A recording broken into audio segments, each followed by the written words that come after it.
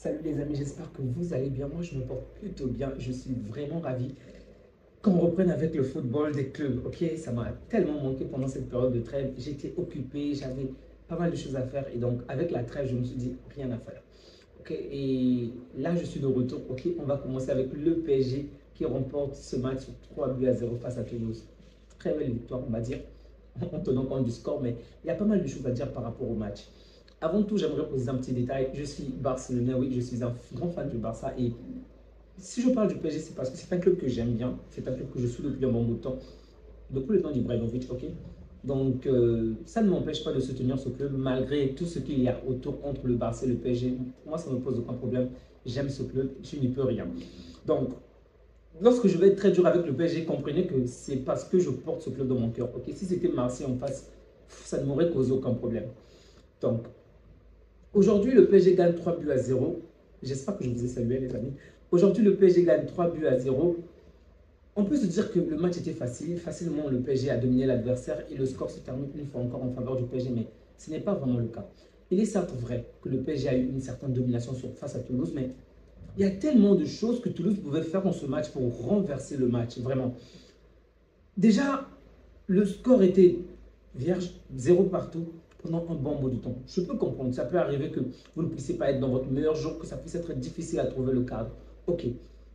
Le PSG parvient à marquer à la 35e minute. Et donc là, Toulouse va un tout petit peu changer son style parce que Toulouse va vouloir un tout petit peu aller de l'avant. Déjà, Toulouse jouait assez bas et donc devait profiter généralement des contre-attaques pour faire du mal au PSG, pour faire du mal à des défenseurs comme Skriniar dans le dos.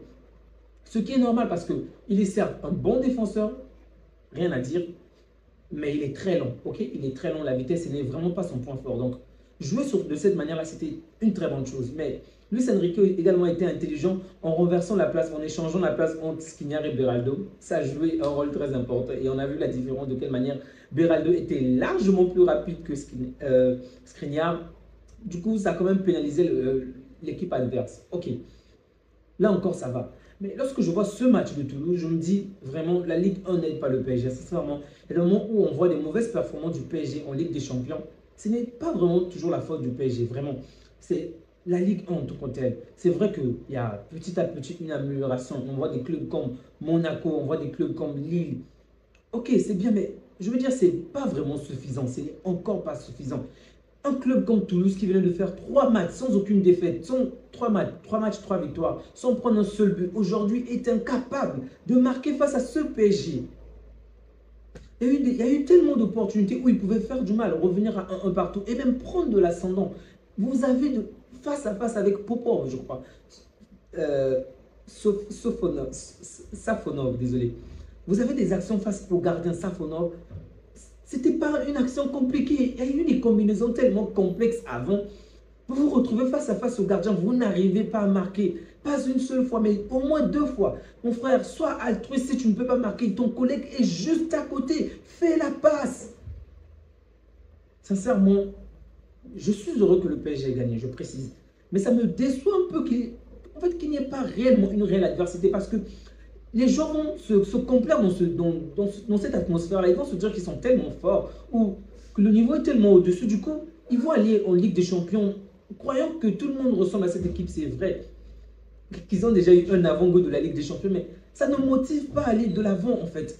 Je m'attendais vraiment aujourd'hui, et ça aussi, c'est la faute du PSG, la faute de Luis Enrique, qu'il y ait un sursaut d'orgueil. Ok, le dernier match en Ligue des Champions s'est mal passé. Donc ce match-ci, c'est une manière de se préparer pour le prochain match de la Ligue des Champions.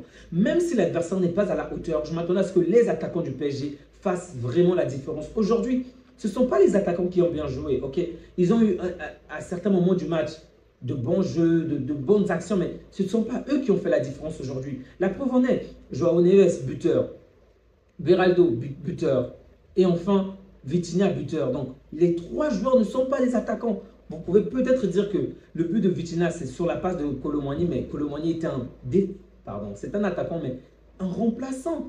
Et là encore, bravo à lui, je vais y revenir plus tard. Mais sincèrement, je m'attendais à plus de la part des attaquants parisiens, vraiment plus.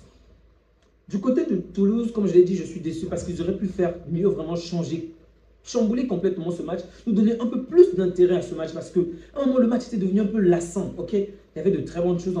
On avait la certes domination du PSG, ok, mais c'était moyen en fait. C'était pas très waouh, ok? Du coup, j'aurais vraiment souhaité qu'il y ait une réelle adversité. Et donc, puisqu'il n'y a pas cette réelle adversité, les joueurs du PSG également baissent la cadence encore et encore, sachant que, oubliant que dans très peu de temps, ils vont jouer un match très important contre le Bayern. Et face au Bayern, ça ne sera pas du tout la même intensité. Sauf en cas de grande surprise, vraiment. Je pense que le Bayern ne va pas jouer de cette manière-là, vraiment. Mais bref, le PSG s'impose. Je vais déjà parler individuellement des joueurs du PSG. Déjà, Sofanov, ça va. Pas grand-chose à dire. Les adversaires n'ont juste pas été à la hauteur. Ok, c'était pas d'excellents buteurs. Du coup, c'est difficile à le jauger sur ce genre de match. Hakimi a fait un bon match. Ok, Hakimi a fait un bon match. Même le carton jaune qu'il prend, c'est un carton tellement intelligent. Il a vraiment tué l'action de Toulouse en réalisant une faute pratiquement minime qui a tout bouleversé. Vraiment, bravo à Hakimi. Et une très belle passe qu'il réalise lors du premier but sur João Neves. Hakimi, bravo à toi. C'était un très bon match de la part d'Hakimi. Skriniar également, je l'ai dit, il a fait un match plutôt intéressant. Vraiment, je sens très bien que ça risque d'être compliqué de se débarrasser de ce joueur, mais lorsqu'il s'agit des courses, aïe aïe aïe, c'est vraiment son point faible. Donc, pour faire du mal à Skriniar, il suffit de lui mettre un bon attaquant, un bon sprinter dans sa ligne et ça sera mort pour lui. Beraldo également, la première période était plutôt moyenne, pratiquement invisible, mais plus le match se poursuivait, plus il montait crescendo. Du coup, il a fait un match plutôt intéressant. Mais comme je l'ai dit, ses performances sont à prendre. En fait, il faut prendre en compte de l'adversaire en face, ok? Et l'adversaire en face n'a pas été très bon. Du coup, on pourrait croire qu'ils ont tous été exceptionnels, ils ont tous été très très bons, mais c'est juste que l'adversaire n'a pas été très fort. C'est plutôt ça. L'adversaire a été d'un niveau moins bon. Zagué, ça va encore, ça va, c'est un jeune joueur. Je n'aime pas facilement jauger les jeunes joueurs, il a fait du bon travail. Zahir Emery, pour moi, c'est lui l'homme du match. C'est vrai que c'est. On a nommé en tout cas Neves l'homme du match parce que c'est lui qui marque le premier but qui va chambouler ce match. Mais le match de Zahir Emery, ouh, mais quel match! C'est vrai que pendant le match, il va commettre une petite erreur qui a failli. En fait, Toulouse a failli marquer sur cette action-là, mais en dehors de cette petite erreur-là, le match de Zahir Emery est juste waouh, vraiment un très bon match. On l'avait perdu depuis un certain bout de temps, vraiment. Depuis des semaines déjà, voire même la fin de la saison dernière. Mais aujourd'hui, il est revenu. On a retrouvé un certain Zahir Emery. Même avec la France, il n'avait plus ce niveau. Mais aujourd'hui, on l'a vu, il était combatif. Il était vraiment avenant. Il était partout, altruiste. Il a vraiment donné de sa personne. J'ai vu une petite version de Griezmann. Griezmann 2016-2018, donc 2016 précisément. C'était très très beau et bravo à lui. J'aurais vraiment souhaité que son but soit accordé, mais il y avait hors-jeu. Donc du coup, on a annulé le but, ce qui est vraiment logique. Mais il a fait un bon match. Félicitations à Zahir Emery. Pour moi, il est de très loin l'homme du match. Neves également a fait un bon match. Il a même marqué, donc bravo à Neves. Et le but qu'il a marqué n'est pas juste un très beau but, ok? Avant même qu'il marque le but, l'action en elle-même est tellement belle. Il commence l'action, il poursuit, il cède la passe à Ousmane Dembélé. Ousmane Dembélé qui essaie de faire ces trucs-là, mais il ne parvient pas. Ousmane remet à l'intelligence enfin pour remettre à Hakimi. Hakimi, pour la première fois du match, Hakimi est libéré parce que cette équipe toulousaine jouait pratiquement avec 5 défenseurs. Okay? Il y avait tout le temps des marquages sur les joueurs. Et pour la première fois qu'il y a un retard de marquage, Hakimi trouve Neves et Neves marque d'une douceur, un tir tellement doux. Le gardien ne pouvait absolument rien faire. Vraiment, c'était beau. Très bon but de Neves. Et donc, ça a complètement chamboulé le match. Dembélé, Barcola, je vais les mettre dans le même sac aujourd'hui. Ce sont des grands attaquants qui n'ont pas été fameux lors du dernier match. J'aurais vraiment, c'était là, je parle du match contre l'Atlético, ok? J'aurais vraiment souhaité aujourd'hui qu'il y ait un source d'orgueil, qu'il marque ou qu'il puisse être réellement décisif, ok? Donc, par rapport au talent de ces joueurs, si c'était des joueurs moyens, j'aurais dit que ça va, mais ce sont des joueurs, on va dire, d'un autre standing par rapport à la majeure partie de ces joueurs. Donc, pour moi, il faut les juger autrement. Et donc, puisque j'ai des noms plus élevés avec ces joueurs, pour moi, ils n'ont pas du tout été à la hauteur. Ils ont certes apporté à des certains moments de la différence à travers les dribbles et autres, mais ce n'est pas du tout suffisant pour des joueurs de ce calibre-là. Le PSG, le projet du PSG en ce moment, repose pratiquement sur ces deux joueurs en attaque. Et donc, avoir deux grands joueurs en attaque de cette manière et être aussi inefficace, ça ne sert pas à grand-chose. Vraiment, ça ne sert pas à grand-chose. Parce qu'en Ligue des Champions, l'adversaire ne va pas rater autant que Toulouse. Toulouse a raté 2 ou 3 bonnes actions. Je ne vous parle pas des petites actions, mais je vous parle des face à Sofanov. Vraiment, s'il y avait des tueurs dans cette équipe, même avec une défense pourri comme ce qu'elle a eu aujourd'hui. Un milieu pas top. Mais il suffisait d'avoir 2 ou 3 bons attaquants vraiment. Le match aurait vraiment pris une autre tournure. Donc, pour moi, Barcola et Dembélé n'ont pas été à la hauteur de la soirée. Asensio, que dire d'Asensio? C'est une étoile filante en fait.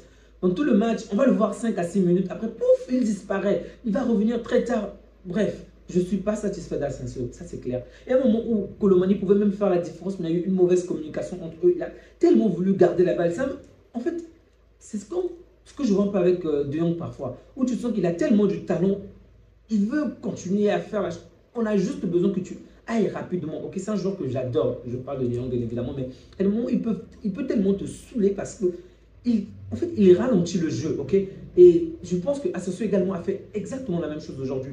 Barcola était, pardon, Colomani était vraiment de la vitesse. Vas-y, fais-moi la passe.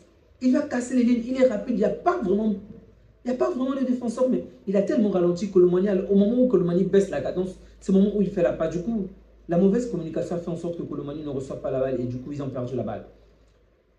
Désiré Doué, petit, on te désire et tu es doué. Mais pour l'instant, on voit pas de quoi tu es capable.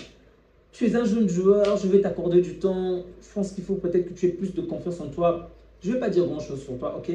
Prends plus de temps pour t'adapter, mais avec cette allure, le PSG va finir par trouver un autre joueur et tu vas bien serrer le banc si tu continues sur cette lancée. J'espère vraiment qu'il va s'améliorer, j'espère vraiment qu'il va être plus pertinent dans le jeu. Les amis, on va s'arrêter là avec le PSG, ok? Parce que du côté de Toulouse, j'ai pas vraiment été satisfait, ok? Certes, il y a eu une certaine, on va dire, adversité pendant les 50 premières minutes, ok? Même s'il ne parvenait pas à marquer, mais bon, ce n'est toujours pas la hauteur pour moi. Je pense que le PSG doit davantage affronter des équipes comme Monaco, comme Lille au quotidien, pour pouvoir mieux se préparer pour la Ligue des Champions, ok? Parce que gagner facilement, gagner dans ce genre de circonstances, ça peut peut-être les redonner confiance, mais en fait, on les éprouve pas autant. C'est ce que je veux dire en fait. Il fallait un adversaire qui devait réaliser plusieurs courses. C'est ça en fait.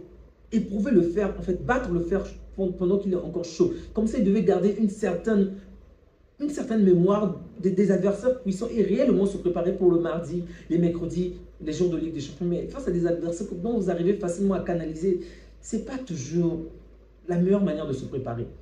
Les amis, merci encore pour votre soutien, merci encore pour tout ce que vous faites. Merci à vous qui soutenez la chaîne à travers les likes, à travers les partages, à travers le visionnage quotidien. Ça me fait énormément plaisir de compter sur vous. Je vous souhaite une agréable soirée. Prenez bien soin de vous ainsi que des vôtres et que Dieu vous garde. Au revoir.